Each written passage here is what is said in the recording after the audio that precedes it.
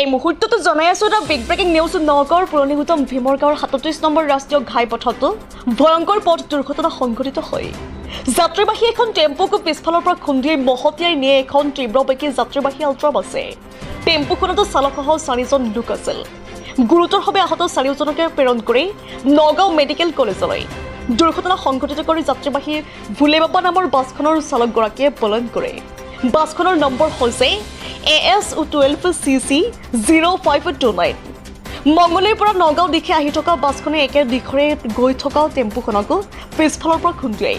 পুনৰবাৰ জনাইছো এই মুহূৰ্তত নগাঁৱৰ পুৰণিগুটম ভীমৰগাঁৱৰ ৩৭ নম্বৰ ৰাষ্ট্ৰীয় ঘাইপথত ভয়ংকৰ পথ দুৰ্ঘটনা সংঘটিত হৈছে। যাত্ৰীবাহী এখন টেম্পুক পিছফালৰ পৰা খুন্দিয়াই মহতিয়াই নিয়ে এখন তীব্ৰবেগী যাত্ৰীবাহী আল্ট্ৰাবাছে। টেম্পুখনতো চালকসহ 4জন লোক আছিল। গুৰুতৰভাৱে আহত 4জনকে প্ৰেৰণ কৰে নগাঁও মেডিকেল কলেজলৈ। দুৰ্ঘটনা সংঘটিত কৰি যাত্ৰীবাহী ভুলেবাবা নামৰ বাছখনৰ চালকগৰাকীয়ে পলায়ন কৰে। বাছখনৰ নম্বৰ হৈছে AS12CC0529 নম্বৰ বুলি জানিব পৰা গৈছে। মংগলীৰ পৰা নগাঁও দিশে আহি থকা বাছখনে একে দিশৰে গৈ থকা টেম্পুখনকো পিছফালৰ পৰা খুন্দিয়াই। এখন পুৰণিগুটম ভীমৰগাঁও কয়। কি হৈছে আজি ইয়াত? এই আল্ট্ৰা বাছ এখনে আপোনাৰ টেম্পুখনক খুন্দিয়াই দিছে। Passenger tempo. হয় হয়। কিমানমান মানুহ আছিল পেচেঞ্জাৰ টেম্পুখনত? 4জন বুলি কোৱা শুনিছোঁ আৰু। 4জন। কি নাম ড্ৰাইভাৰজনৰ? বাবামণি।